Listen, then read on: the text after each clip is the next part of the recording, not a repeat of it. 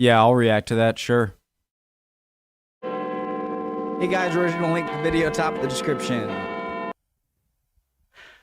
Hey guys, my name's Connor if you're new. Hope you're all doing well. London's smallest house. Preemptive like, subscribed. Let's go. I don't know why I'm giggling, sorry. Why am I apologizing?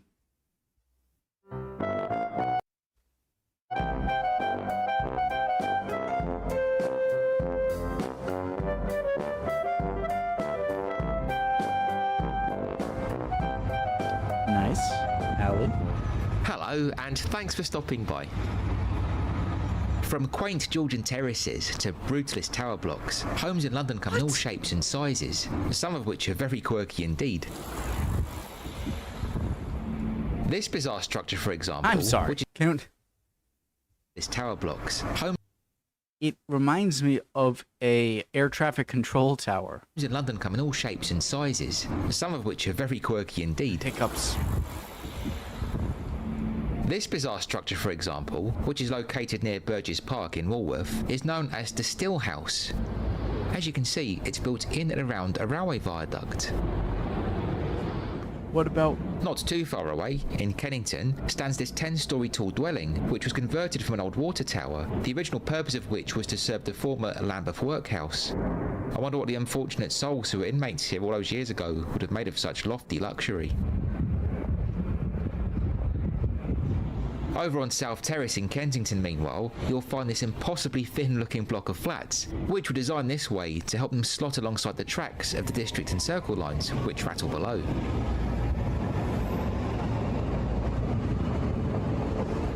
A number of other very scrunched up properties can be seen shoehorned into tight spots all around the capital. This house, for example, is on Goldhawk Road. I know, I'm trying so hard not to make a Grimmauld Place Harry Potter reference, but it's difficult. I just did, I guess, so that's over and done with. Whilst this house, for example, is on Goldhawk Road, whilst this one's on St John's Hill, near Clapham Junction Station. It'll come as no surprise to hear that these claustrophobic, and for what they are, ridiculously expensive properties are amongst the smallest homes in London. I'd like to see the But inside. which house is the smallest? It's not the Well, smallest? historically, it's generally considered to be this wee building, number 10, Hyde Park Place, Bayswater Road, West 2. This narrow, cylindrical red building appears to be relatively modern, but that's only because its facade was remodelled in the early 1990s. This is how it's looked originally. Looks nice. As for what it's like inside, that's anyone's guess. You can hardly ring the bell and ask for a nose around because, well, there isn't a buzzer, or a door handle, or even a letterbox for that matter. Just a coded lock and a small keyhole. I suppose if you had multiple floors, it could not be... It might not be that bad. Versions of the interior, as it appeared in decades past, do exist though. The best ones I've read dates from 1913 and 1933, both years in which the property was up for auction. This is the 1913 account. The smallest house is really a tiny little retreat, built over a long passage between numbers 9 and 11. The passage is a cul-de-sac, but halfway along it there is an iron ladder, a kind of 9 3/4. I'm sorry. I'm sorry. That's it. All right. I really try not to make Harry Potter references because it's got to be so old for like hearing anyone, if you're British and someone from abroad being like, "Oh, Harry Potter." Now I'm sure that gets annoying, and so I try not to, but it's very hard in this video. ship's ladder, which can be climbed cul-de-sac, but halfway along it there is an iron ladder, a kind of ship's ladder which can be climbed only with difficulty. The ladder leads to a single room. It is as wide as the passage and about 20 foot long. It has none of the fixtures of a modern house, but is lighted by a window which gives a most charming view of Hyde Park. The 1933 account, meanwhile, says the upper level has since been divided into two tiny rooms by a pair of double glazed panel doors. But when you consider that the connecting ladder was so narrow that, to quote another article, a fat man could not possibly ascend it, installing those doors must have been a pretty tricky task, and leads me to wonder why whoever had it done bothered at all.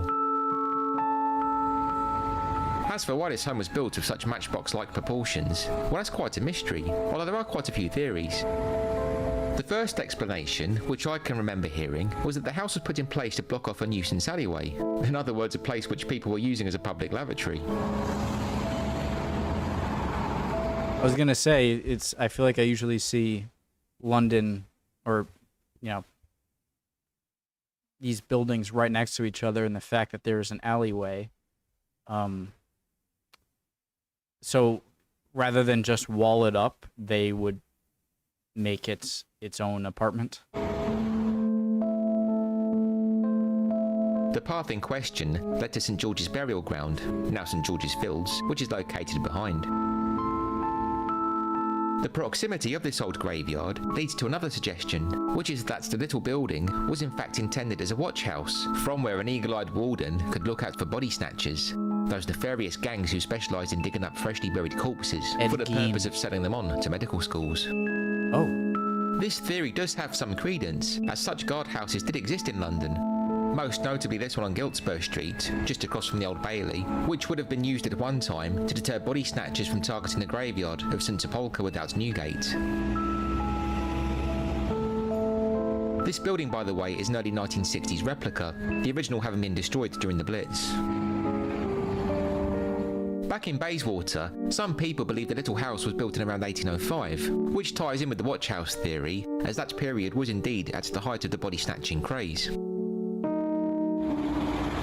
Also plausible is the assumption that the home was built by a Miss Jubb, who lived at number 9 as a residence for her maid, and as she blessed the annex with a door number. I've listened to too many psychotic American serial killer videos that when they said like body snatching for medical purposes, dissection, it was actually a relief. So, I mean, upside, I guess there. It became a house in its own right. Residence for her maid, and as she blessed the annex with a door number, it became a house in its own right. If this is the case, then it's possible, as suggested in some accounts, that the wee home in fact dates from the late 1860s, the same decade in which the section of Bayswater Road called Hyde Park Place came into being. Before that, it had been known as St George's Terrace. There are two more theories about the little building, which, to be frank, sound a lot more silly. The first of these reckons the house was built by a Scrooge-like miser who'd inherited a fortune, but, as is often the case with such tales, had to abide by one unusual condition if he wanted to collect the money. The clause in this case being that he had to use part of the cash to build a property in London. Naturally, being so tight-fisted, the penny pincher kept his end of the bargain and had the last laugh, of course, by ensuring the house was made as small as possible. I hope that one's true. That's great. The final claim is that an old fellow lived here long before anyone else, and was quite content to his cosy little cottage. So much so that when larger properties began to muscle in, he refused to budge, and that's how the dinky little building ended up being squeezed in between. At this point, I don't want to know the real reason, because all of these possible reasons are so cool, I don't want them dismissed. That sounds like the plot for the classic Pixar film Up, doesn't it? Oh my god. Saddest Pixar movie. Whichever way it came into being, the tiny house was a well-known oddity by the early 20th century. In the summer of 1904, for example, one newspaper noted how drivers of the city's newfangled motor buses enjoyed pointing out the curiosity to their passengers. The same piece also mentioned that the building was apparently uninhabitable, despite having one of the finest positions in London. At around the same time, a legend developed amongst local children that the dwelling was occupied by a little gnome-like man who had a smiling red face and a long white beard. This mystical inhabitant would, it was said, only ever exit the building at the stroke of midnight, after which he'd enter Hyde Park and make his way towards Kensington Gardens, where he would apparently frolic about by himself on the Broadwalk. I was expecting a more nefarious story. I have a feeling this bit of urban folklore may have been inspired in some way by the Elfin Oak, which is located close to the northern end of the Broadwalk.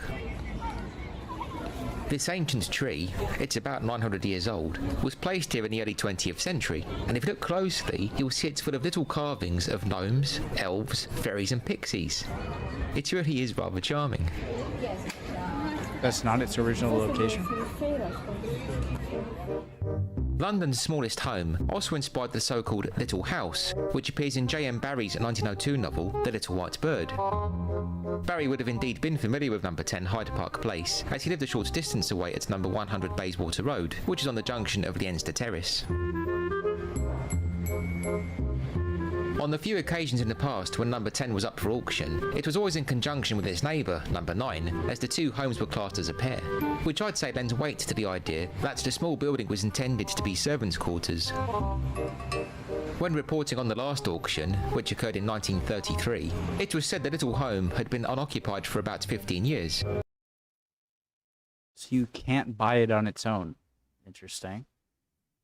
So I wonder if it's connected to the house next to it. I'm sure we would know that. Occurred in 1933. It was said the little home had been unoccupied for about 15 years, but had been maintained by the resident of number 9, the celebrated doctor and cancer specialist John Lockhart Mummery, who had the door painted bright green and ensured fresh flowers were always on display in a window box. I reckon he was using it as his man cave. Perfect. The only person to have been officially recorded as a bona fide resident of number 10 Hyde Park Place was a Mr. Lewis Grant Wallace, who apparently vacated the property in 1941 after it suffered bomb damage. Born in 1910, Lewis was a writer and film producer who worked on a number of public information films during World War II, including one featuring, I kid you not, a talking suit, which was intended to encourage people to make do and amend. 1930. The year John and I were married. We were both so young and happy. Excuse me. Oh, don't look so surprised, Mary. It's only the old suit speaking. You said we were both so young and happy. You mean, of course, all three of us. You're right. All three of us were young and happy. Creepy. Yes. Do you remember the day I came off the peg? The opening shot, in Should I not be scared of that? which this sentient outfit is revealed in its cupboard, has a rather claustrophobic feel. I wonder if it was inspired by Lewis's time at number 10 Hyde Park Place. After the war, the wee house was acquired by its current owners, the nuns of the Tyburn Convent, and it remains part of this silent retreat today. I wonder what the next chapter in the history of London's smallest house will bring. My home. What's the price? Interesting Thanks so video. much for watching.